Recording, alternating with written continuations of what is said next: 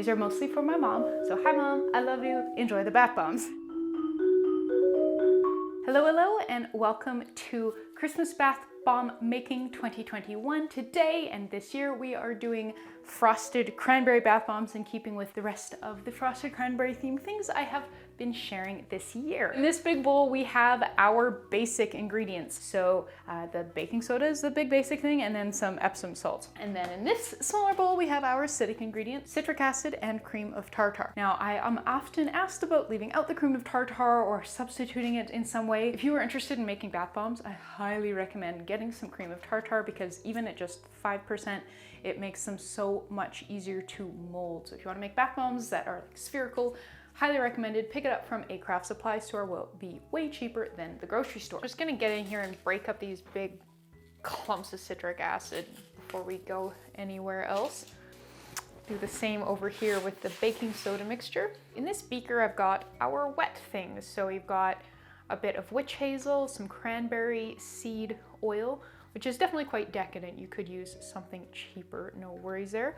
I've got Polysorbate 80, our fragrance, which is a white cranberry one from Voyager that was gifted, and some red dye that I have pre-dispersed in the liquidy bits. So we're going to add this to the baking soda mixture and then blend with our hands until everything is uniform and smooth. Something I am doing with this batch of bath bombs is I'm going to be hand molding them. I love my bath bomb press, but I know not everybody has one. And so yeah, we're gonna have a little bit of a hand molding session here so you can see how that works if you've never done it before. Once everything is nice and dispersed, we'll add the acidic ingredients and blend those in too.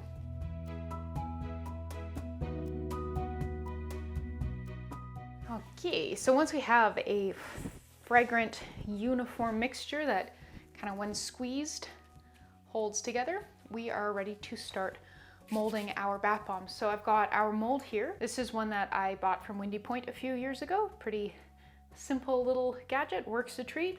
Got a spoon. I've got some 70% isopropyl alcohol, which we might not need, but I find that with hand forming them, usually towards the end, you do need a little bit of extra moisture, and then just somewhere to put the bath bombs. So we're going to scoop each half until it is very full. We are not packing the mixture into either half. Line them up, press them together. Do not twist the halves of the mold, that will shear the bath bomb apart. And then we hit it with a spoon. And then unmold.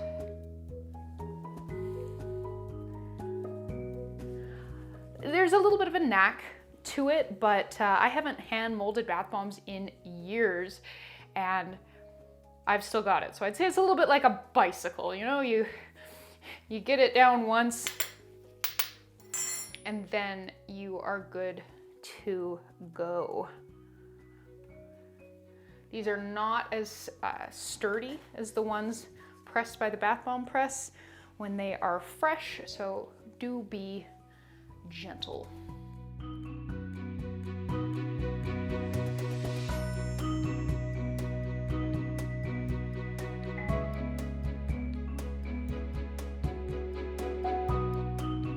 Feel like they're starting to get a little bit delicate, so I'm just going to introduce a little bit more moisture here, and hopefully I don't end up having any crumble on me.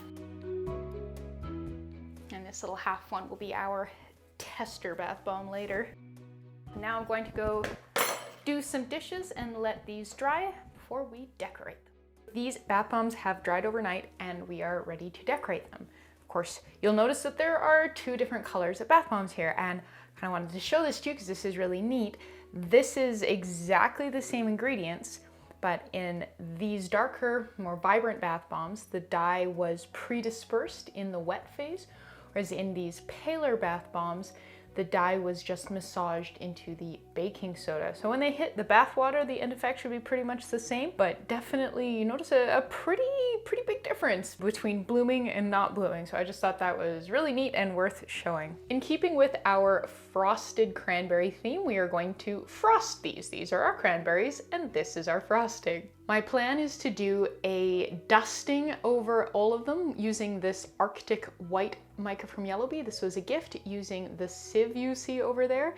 And then I'm going to sort of scatter some of this Reflections blue color shifting biodegradable glitter, also a gift from Humblebee, over the top of that for a nice frosty effect.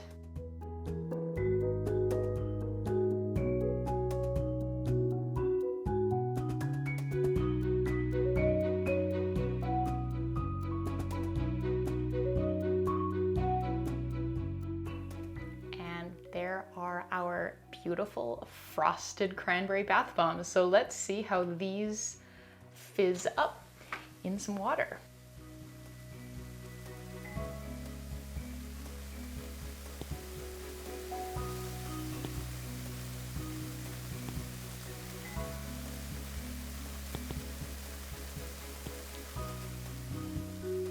So underneath the foam, you can see that the bath water in both of these is that same really like potent, perky red color, but the experience of getting there was definitely different because in this one the dye had been pre-dispersed, so we got a much more even kind of color bloom, whereas with this bath bomb we had little hot spots of dye, so we got this sort of uniform paler pink and then these like hot spots of dye really going woo and being like extra red, and then yeah, it just averaged out to the same place. That's pretty lovely, smells great, loved listening to all that fizzing, seeing all the bubbles.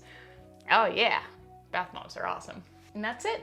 Full details, everything written out, all the amounts and everything, that's all in the partner blog post linked in the description box below this video. But yeah, thanks so much and I'll see you next time.